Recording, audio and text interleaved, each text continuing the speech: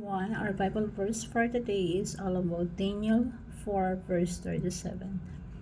And sabi dito, Now I, Nebuchadnezzar, praise and exalt and glorify the King of heaven, because everything he does is right in all his just, and those who work in pride is unable to humble.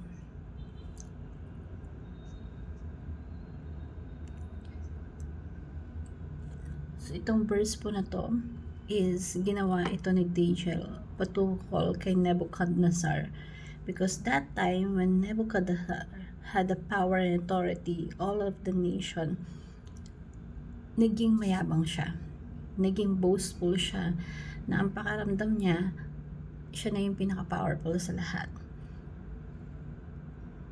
Na kung saan, at that time, yes, Nebuchadnezzar, at his time, totally, he's in control and powerful. At sakop niya lahat ng country.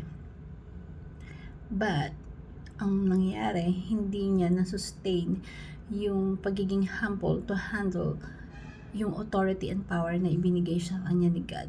That's why God opposes to the proud. When we say God opposes to the proud, galit si God, ayaw ni God na mayabang. And yun yung nangyari kay Nebuchadnezzar because he has everything. His power, all the nation, authority, nagagawa niya lahat ng gusto niya. Kaya yumabang siya ng yumabang. At yun nga, dumating sa point, ipinakita sa kanya ni God na ipinababa yung anghel na kung saan sabi ng anghel, putulin yung puno, putulin yung mga sanga, yung mga bunga nito, tapyasin, tanggalin lahat, pabagsakin yung puno. At yung puno na yun is a representations of Nebuchadnezzar na gustong patanggal ni God yung authority, yung power na meron siya, gustong pabagsakin. Why? Because God opposes to the proud.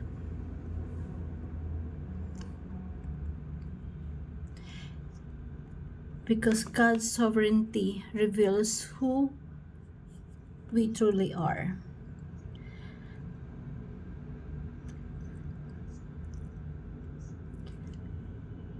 Yung sovereignty ni God reveals who truly we are. So, inihahayag na to kung sino talaga tayo mga tao. We are not sovereign. Hindi tayo in control. We are not the kings of our life. Maraming taong nasa mataas na posisyon na akala nila nasa posisyon na sila because of their own works, because of their own qualities. Natanggalin niyang galing. Pero kapag binasa mo yung Bible, lahat ng meron tayo here on earth is given by our God. Whatever positions what we have, that is God designed for us, even in the life of Nebuchadnezzar.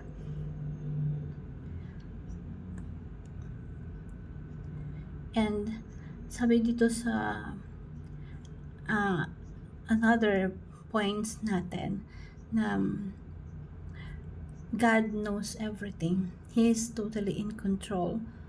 So, lahat ng nangyayari sa atin, hindi yung lingid sa kaalaman niya. Kung binigyan ka niya ng power to handle everything, kaya din niyang tanggalin yon sa moment na gusto niya. Lalo na pag hindi mo kayang ingatan yung skills, yung blessings na meron ka. He is in authority. He controls everything in His hand. Itong verse na to, tatatak talaga sa atin to. Lalo na, our God is totally a sovereignty na siya lang yung merong kapangyarihan na kaya ibigay sa iyo on the spot yung bagay na gusto mo at kaya din niyang in one snap tanggalin yung authority, yung power na ibinigay niya sa iyo. So, lahat ng meron tayo, we have to learn to humble ourselves, to accept to ourselves not everything. We just the steward of what we have right now. Kapag hindi tayo naging good steward of the blessings that God gave to us, tatanggalin niya yun sa atin at ibibigay niya dun sa taong gusto niya na kaya mag-maintain, kaya mag-sustain, at humble na iniingatan yung blessings na meron ka. Kapag hindi mo, kahit even family, friends, anak, kapag ikaw hindi ka marunong mag-ingat niyan, ang tao kasi, we are just human. Ang tao, nagiging abusive, nagiging abusado tayo. Ang akala natin, lahat lang ng bagay na meron tayo, sige lang, go lang. But remember that everything has a limit. At kapag dumating ka na dun sa limit na yun, kapag hindi ka nagising sa katotohanan na babaguhin mo yung sarili mo, yung character mo, yung ugali mo, tatanggalin sa'yo ni God yung blessings na meron ka. Tatanggalin niya sa'yo yung authority and yung power na meron ka. Kasi gusto niyang iparamdam sa'yo, yes, you have the will. Yes, binigyan niya tayo ng gift of will to decide whatever what we want in our life. Ibinigay niya yun sa'yo. Binigay niya sa atin yun as a gift. That is the best gift that God gave to us, but that is also the dangerous gift that God gave to us. Why? Because you are the one who decide and in control. But if you cannot handle that well, babagsak ka at the lowest part of your life. It is designed like that. Why? Because God reminds you that if you are in the lowest part of your life, the only thing and the only way that you can go up is Him. No other than that, because He is only the powerful persons and the authority persons na kayang maging in control sa bawat buhay natin. So, ladies and gentlemen, we have to remind ourselves that God opposed to the proud. Kung sino nagmamataas, ibinababa. Kung sino nagpapakababa, itinataas. Maging humble tayo and always lahat ng ginagawa natin with the glory of God. Just ibalik mo yun sa Kanya, kasi sa Kanya yan. Ibinigay niya yung talent niya sa'yo kasi alam niya, kaya mong ingatan, kaya mong i-develop, at gagawin mo yun, pangangalagaan mo yun to glorify Him. But if you cannot humble yourself and you become boastful, darating yung time, kagaya ng ginawa niya kay Nebuchadnezzar, na mas masahol pa sa hayop yung ginawa niya.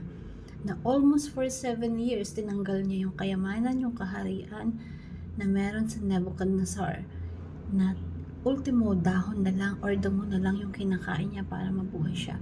So, huwag mo antayin dumating sa point na dumating ka pa sa ganun bago mo baguhin yung sarili mo. Everyone has a chance. Now is the right time for you to change what you are right now. God opposed the proud. Thank you everyone, and God bless.